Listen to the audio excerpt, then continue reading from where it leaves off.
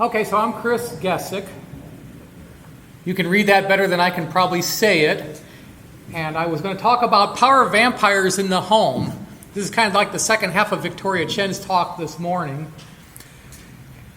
I don't know if anybody remembers this type of technology here. Remember these? Back then, on was on and off was off. You had a knob, you turned it on and off. Now, your TV's on standby. It's just waiting for that remote signal. So this is happening because that TV is always on, waiting to be turned on.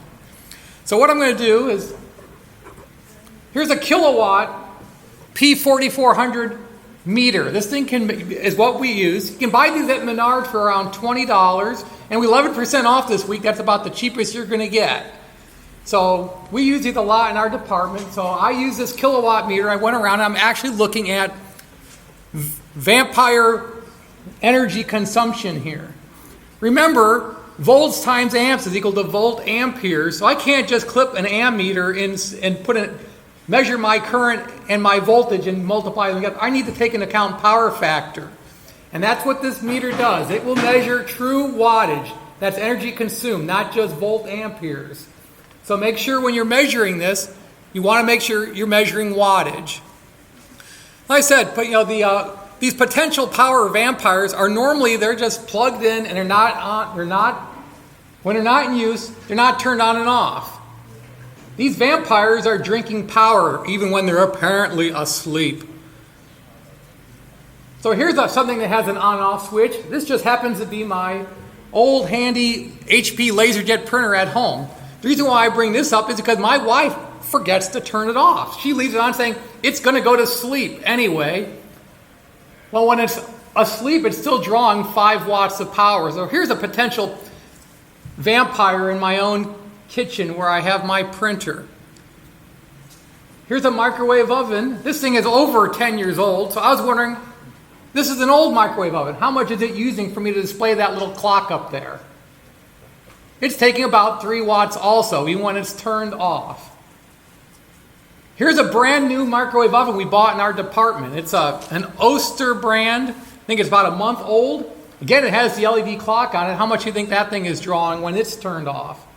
It's only using half a watt of energy when it's sitting in standby. In our same kitchen at OSU, there's one of these Keurig coffee machines. You put the little K-cup in it, fill up our landfills with wasted material. That machine, when it's sitting off, is still drawing 3 watts of power. Here's an ancient Windows laptop. It had Windows XP on it. It's an old HP DV1000 computer. And I thought, this thing would be a real power vampire here. It only draws 0.4 of a watt when its lid's closed, the battery is charged, but it's still on. So that's not so bad. Here's an ancient Macintosh we have in our department. It's an iMac from I'm going to say it's over 10 years old. When that thing goes to sleep, it's drawing 1.3 watts. So if I compare it to a brand new iMac, I'm going to say brand new because this is the new iMac. They haven't built a new one since 2015. So this is a new iMac. It's drawing 0 watts. That sounds really strange. What I found on this thing is that most of the time it's drawing 0 watts. And every 10 to 20 seconds, it'll take a little pulse, a little sip of energy, probably recharge some capacitors inside, and then idle again. And I think that's what's going on with this new equipment because here's a brand new Dell monitor I connected to that same computer. It's a 2417 monitor from Dell. It's doing the same thing. When it's on, but in standby mode, it's essentially drawing 0 power now. Every 20 seconds or so, you get a little pulse, and it recharges the capacitor inside. Here's a monster 70-inch Vizio television monitor that's hanging in one of the researchers' labs where he displays his grain data. And I thought, here's a good one. This is going to be sucking down all sorts of power. Another 0-watt energy consumer turned on in standby. I was wondering about some safety equipment like GFCIs. I read somewhere that GFCIs are really sucking down a lot of power. This is a GFCI from about 1978. This is when you plug into the line cord. These were not required at the time for the home. This thing uses 2.6 watts when it's just sitting there protecting you. But that energy is protecting you. It's a safety issue. Here's a brand new Pass and Seymour GFCI like you'd mount your electrical box. So this is a new version of that same GFCI. It's drawing 0.4 of a watt. Here's an arc fault circuit interrupter. This would be mounted into a circuit panel. It draws 1 watt when I measured it. Here's a cheapo knockoff iPhone charger. And I thought, this is something they picked it up on eBay or something really cheap. You plug it into a fully charged iPod, it draws, again, 0 watts. Very efficient. I'm kind of surprised by some of these numbers. You're over at the Encore house. Here's the Caseta smart bridge that was allowing us to talk to those lights through the Pico controls.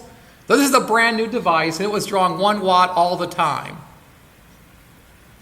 Over in the Encore house, we have wireless. This is the Asus wireless network, the access point sitting right there by the computer. I couldn't believe this thing. It's drawing 11 watts all the time. And this is the type of thing that's on 24 hours. This is the real vampire here.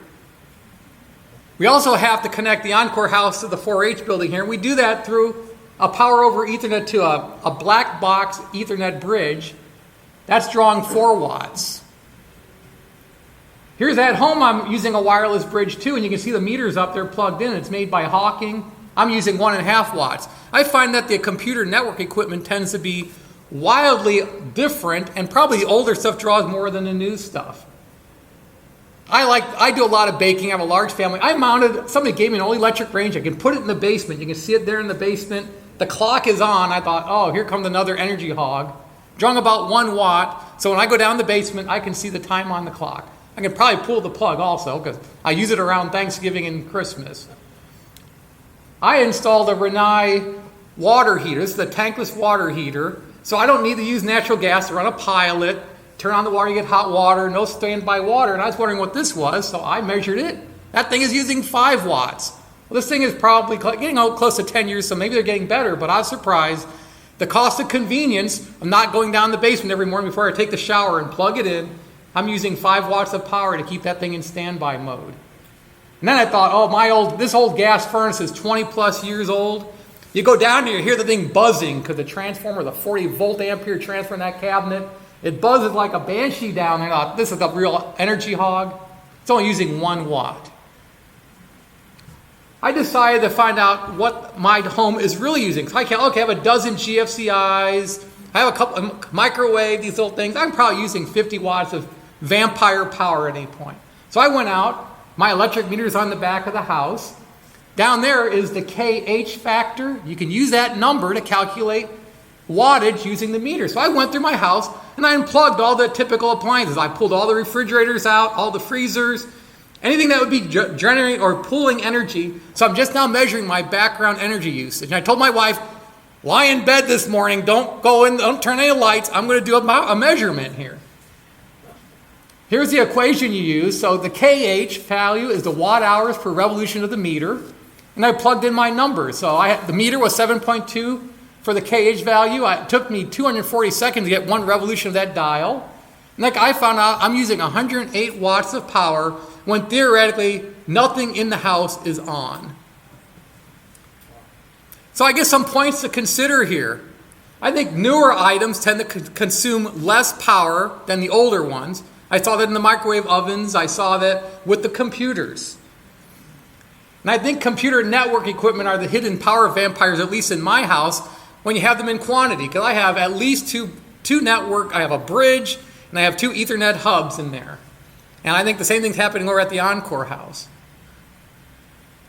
This was a hard slide for me to come up with because I tried to figure out what my cost of electricity is. I'm paying 5.5 cents per kilowatt hour for 100% renewable through AEP here in Columbus.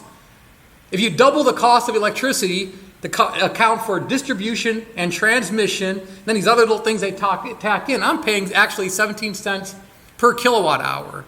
So I can see that 1 watt of phantom power is costing me probably $1.49. 10 watts of phantom power is about $14.89. And I noticed that this differs. I looked at my neighbor's electric bill, and their cost was 20 cents per hour. I don't know what was the difference. They used more electricity, but they were kind enough to give me an electric bill for me to do the analysis. I guess the question is, what's an appropriate cost for the convenience and safety? I like GFCIs protecting me if I'm going to be dipping my feet in the water and grabbing an electrical appliance or a power tool. And are these major expenses compared to other uses? I think so. The power consumption with these vampires are normally small, but they're on 24/7. That's probably where we're having the problem. I think maybe that we could probably save a lot of more energy by looking at our big power gulpers and making them more efficient. And that might be more cost-effective means for saving energy in the home. So with this little bit of information I go you, I hope you can go out there and slay some vampires. Thanks.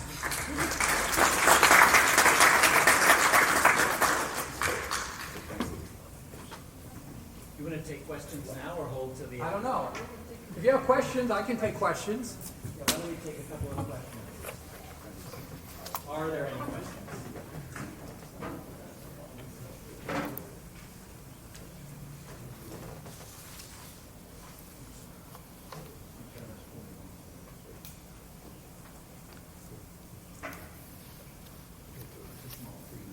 Yeah. More just by way of comment, for those of you that are associated with OSU, the Office of Student Life owns about 30 kilowatt meters available for student use. And I've written a lab exercise for a general education science course on how to use them and how to look for vampires. Okay, well that's... So if anybody might be in a position to use them, I'd be happy to help. They're really fun. Yeah, it was interesting. For the last 5 weeks, I've been just plugging in and monitoring power around the house, trying to find out what was really drawing it.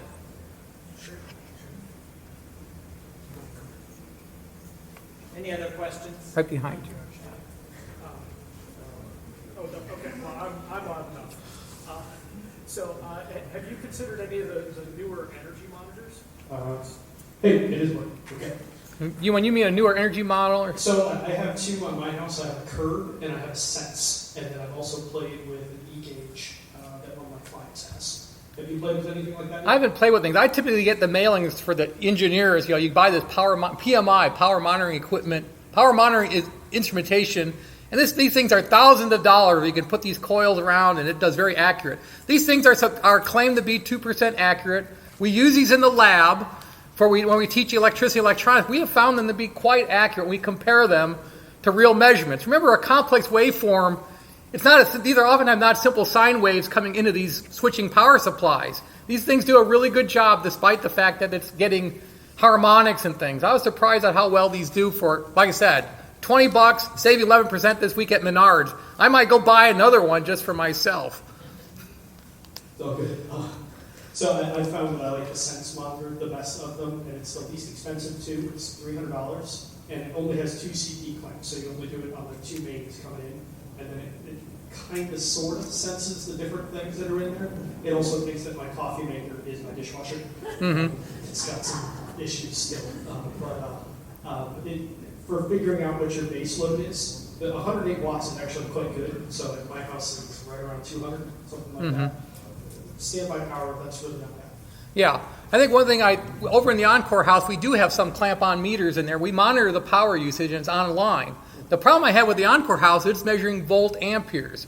Remember, a reactive load, capacitive or inductive, will draw power, but then it returns the power back to the utility. So it actually consumes no power. I can take a capacitor and put on a power cord, and it'll draw power. I can put it on here, and it'll read that I'm drawing volt amperes but no watts because it's a reactive load. And I think that over in Encore, the system is about 7 years old over there. They're getting volt amperes. They're not getting power factor in the equation. That's why I like these, because they actually do true wattage, and you can actually measure the power factor by pushing the right button. I do have to say, those for $20 are really a fun little toy. So particularly if you have little kids, well, not too little, but old enough that you trust them to put stuff in. My daughter's 3, no. But when she's 6 or 7, no. Yeah. Any other questions? Thank you, please. So after a very successful morning presentation, we're having the Adams come back for an evening or afternoon presentation on